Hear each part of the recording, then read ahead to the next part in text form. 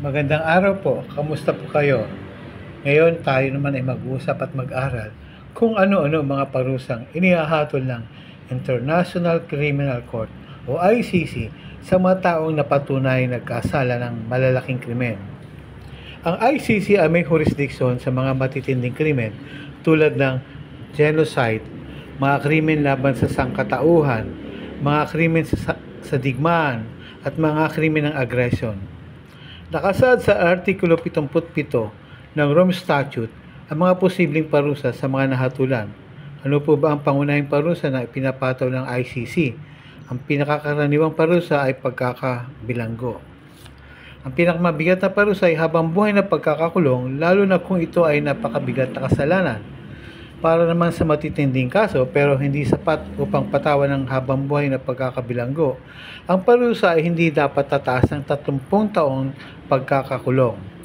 Depende sa bigat ng krimen, maaaring magtakda ang ICC ng ibang pangsintensya ng pagkakakulong.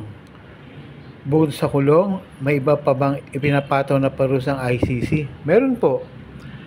Maaari ding patawan ang nasasakdal ng multa at pagkumpiska ng ari-arian.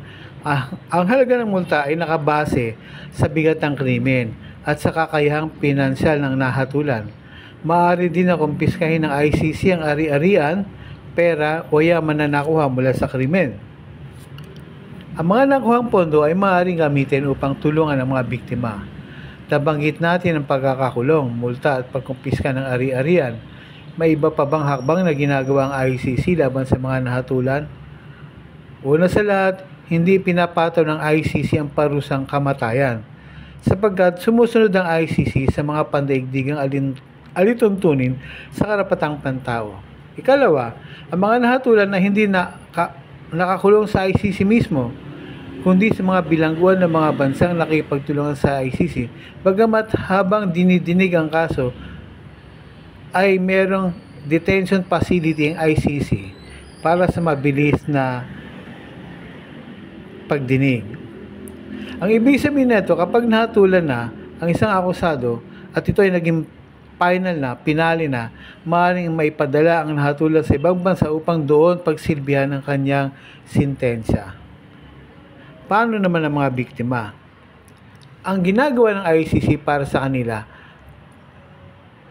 mga biktima, nakasaad sa Artikulo 75 ng Rome Statute na maaaring ipag-utos ng ICC ang reparasyon para sa mga biktima. Maaari silang bigyan ng kompensasyon, restitusyon o pagbabalik ng nawala at rehabilitasyon. Mayroon ding tinatawag na trust fund for the victims na nagbibigay ng tulong pinansyal sa mga nakaligtas. Sa mga ganitong paraan ay nakakatanggap ang mga kwalipikadong biktima mula sa ICC. Ngayon po, iyan po ang kabuuan ng ating pag-aaral kung anong parusa ang maaaring maihatol ng ICC at ang anong mga benepisyo na maaaring maibigay sa mga biktima. Mahalaga na maunawaan ng publiko ang tungkulin ng ICC upang mapanagot ang mga lumalabag sa pandaigdigang batas at upang mabigyan ng hustisya ang mga biktima. Salamat po sa pakikinig. Hanggang sa muli. Paalam!